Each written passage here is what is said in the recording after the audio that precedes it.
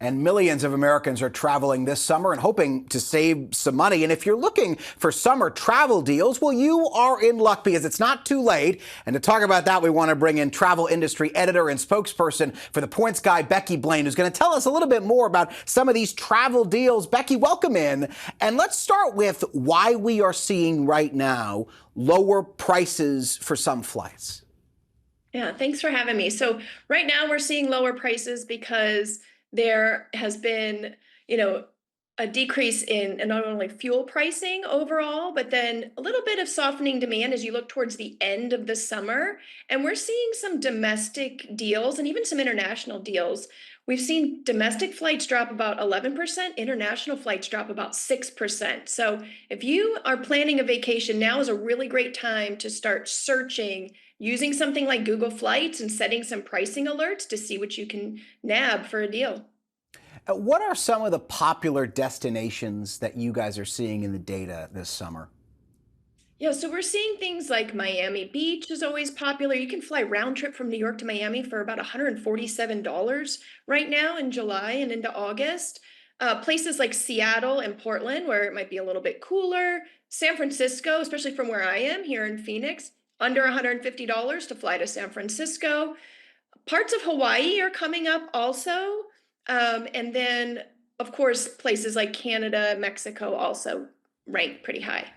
The summer heat will never stop that New York to Miami shuttle back and forth flight. It really, truly never will, as someone who used to live in South Florida myself.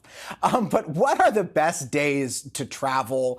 And what are some booking tips to kind of try to find those cheaper flights? I know you had talked about price alerts with Google Flights. I do that myself, but are there any other kind of best practices?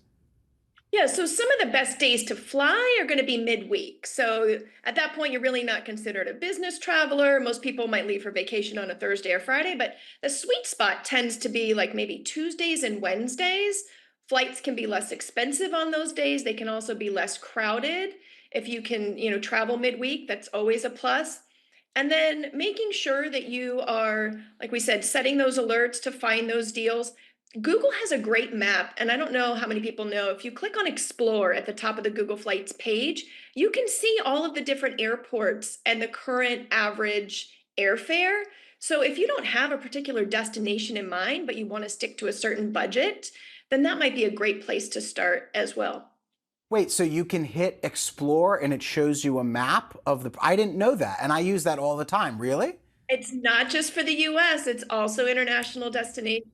Yeah, so if you just want to get to Europe, you don't care where in Europe you land because you know you can hop on the train or take a cheaper flight once you're, in the EU. That can be a great option.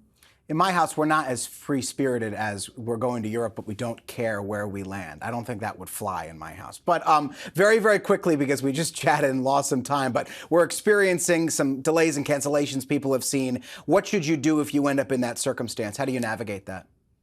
Yeah, so make sure you're checking your airline's app, that you know where your plane is originating from, and make sure that that plane is on time, that it's going to reach the airport it's picking you up at.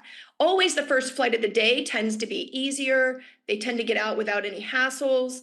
But if you do end up in a delay or cancellation situation, know that you have options. You can rebook, usually directly through the airline, rebook yourself through that app.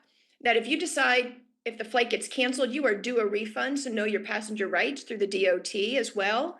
But then make sure that you're utilizing not only, your resources at the airport, maybe it's an agent in the airport lounge for your airline, or calling. And sometimes we've found that calling the international number for the airline might get you an agent faster than trying to call the domestic line. Becky Blaine for us. Becky, thank you so much on this Saturday afternoon.